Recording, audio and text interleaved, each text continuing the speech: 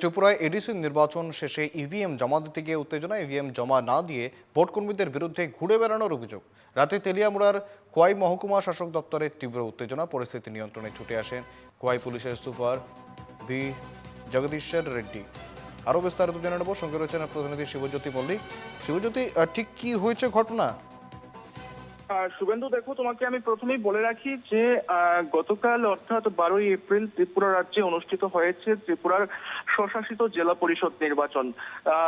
সকাল থেকে শান্তিপূর্ণ নির্বাচন অনুষ্ঠিত হলেও বেলা বাড়ার সাথে সাথে ত্রিপুরা রাজ্যের বেশ কিছু জায়গায় বোমাবাজি এবং গুলিকাণ্ড সহ বেশ কিছু বিক্ষিপ্ত ঘটনা সংঘটিত হয়েছে।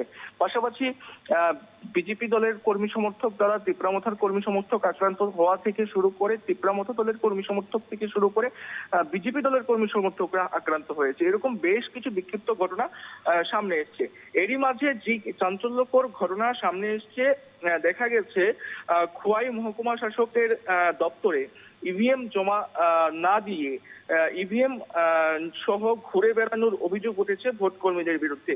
এতে করেই কিন্তু খোয়াই মহকুমা অফিস শাসকের অফিস সংলগ্ন এলাকায় কিন্তু একবারে চাঞ্চল্য ছড়িয়েছে এবং পরবর্তীতে ঘটনার পরিস্থিতি সামাল দিতে ঘটনাস্থলে ছুটে আসে খোয়াই জেলার পুলিশ সুপার ভি জগদীশ্বর রেড্ডি এবং তিনি ঘটনাস্থলে বিশাল পুলিশ বাহিনী নিয়ে ঘটনাস্থলে পৌঁছান এবং এখানটায় দেখা গেছে তীব্রামথা এবং বিজেপি উভয় দলের কর্মী সমর্থকরা সমবেত হয়ে একেবারেই একটা চাঞ্চল্যকর পরিস্থিতির সৃষ্টি হয়।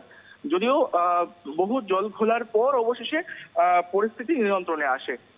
শুভেন্দু, একেবারে অনেক ধন্যবাদ শিবজ্যোতি।